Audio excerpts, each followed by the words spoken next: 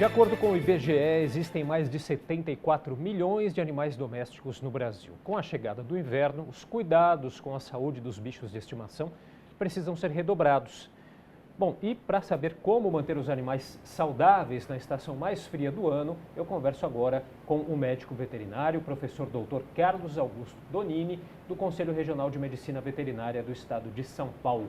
Tudo bem com o senhor? Obrigado pela presença. Tudo bom, eu que agradeço, em nome do Conselho Regional de Medicina Veterinária, a oportunidade de estar sempre oferecendo orientações sobre saúde animal, saúde pública e meio ambiente, que é a nossa praia, vamos dizer assim. É isso aí. Então vamos lá, vamos entender um pouquinho melhor. Os animais sentem frio como nós humanos, doutor?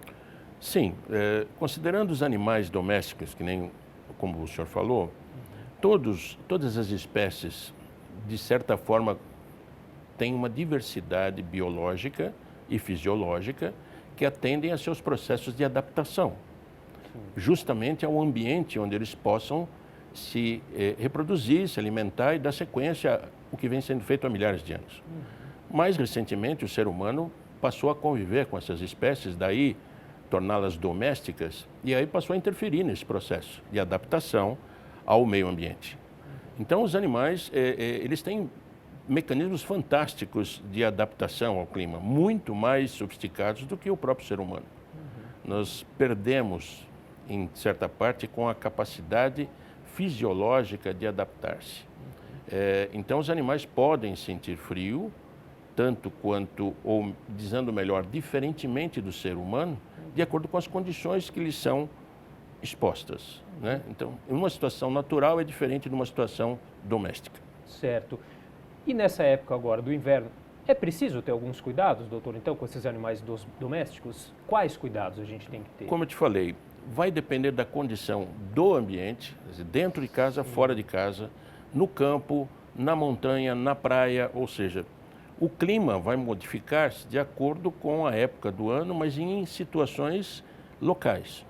As espécies reagem de forma local e elas sentem mais quando são transportadas de um local para outro, justamente porque quebram o ciclo adaptativo.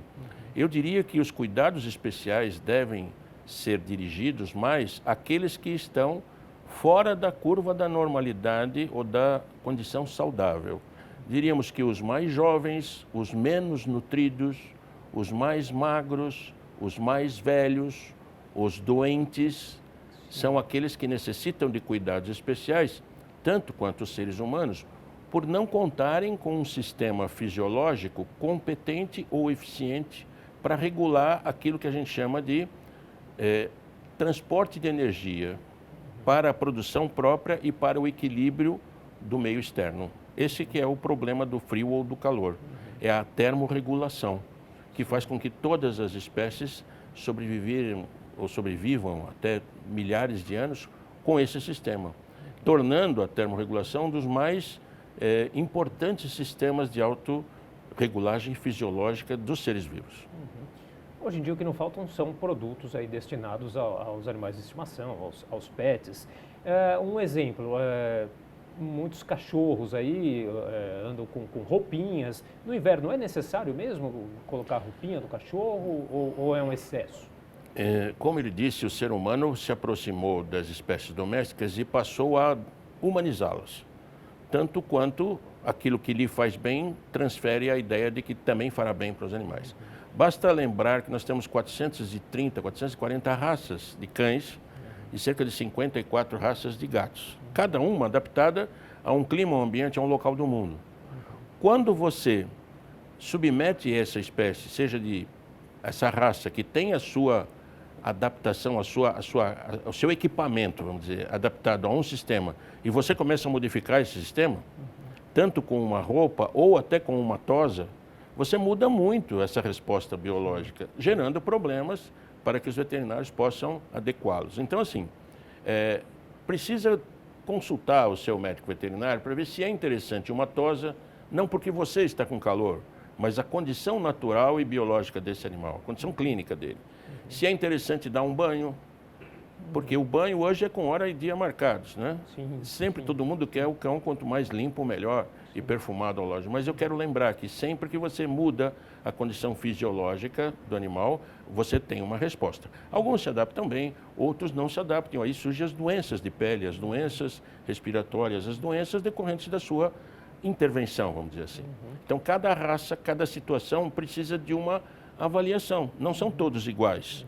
Nós o que consideramos que todos devem cortar o pelo porque está calor, ou que todos devem usar roupa quando está frio. Isso não é verdade, porque você está interferindo num processo onde isso não faz parte do processo dele, naturalmente falando, né? Então, E já que o senhor falou de doenças, os animais de estimação também podem pegar resfriados aí no frio, como nós? sim, o mesmo processo de infecção gerado pela oportunidade do frio, que é conservar melhor os micro-organismos, sejam bactérias, vírus, que adentram organismos debilitados, né, podem afetar os animais, principalmente aqueles que eu disse, os mais jovens e os mais idosos. Portanto, o frio que a gente considera não é bem o frio que nós sentimos. Vamos deixar bem claro que uma faixa ideal para os animais se sentirem bem, não importando o quadro geral deles, é entre 15 e 25 graus. 15 e 25 graus é uma temperatura ótima para cães e gatos, dada a condição do seu equipamento termorregulador. O que acaba acontecendo é que abaixo de 15, que já é bastante frio para a gente, eles começam a procurar recursos naturais e vão demonstrar que estão procurando locais ou se adaptando a uma condição de frio mais específica. Tá certo. Queria agradecer, infelizmente nosso tempo já terminou, sim. mas eu queria agradecer a participação do médico veterinário, o professor Dr. Carlos Augusto Donini, do Conselho Regional de Medicina Veterinária aqui do estado de São Paulo. Muito obrigado, doutor. Eu que agradeço e coloco o conselho à disposição sempre que for preciso. Estamos à disposição. Tá certo.